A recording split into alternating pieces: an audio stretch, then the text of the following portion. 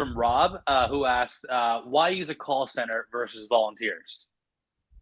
So, I would say, and I'll turn this one over to John also. The nice thing about having, about collaborating with John on this particular presentation is we've had that collaborative relationship for a long time, so we both come at it from our own perspective.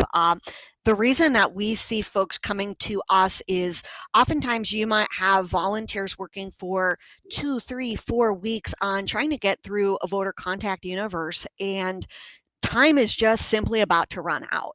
Is that you that the number of contacts that volunteer that you may not have enough volunteers to make the voter contacts you need to make by the time at which you need to make them.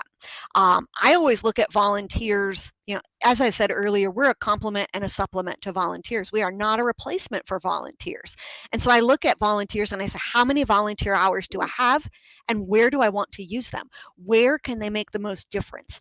And the thing is, they're going to make the most difference, A, at the doors, and B, when they're talking to a specific universe of undecided or otherwise recalcitrant voters.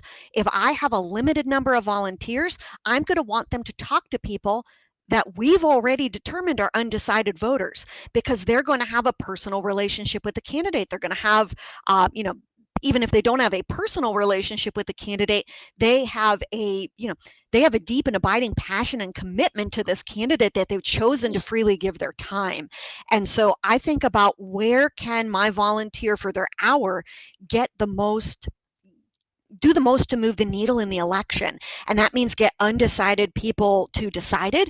And it also means getting people who have a low propensity to vote, who have a spotty voter history to actually vote.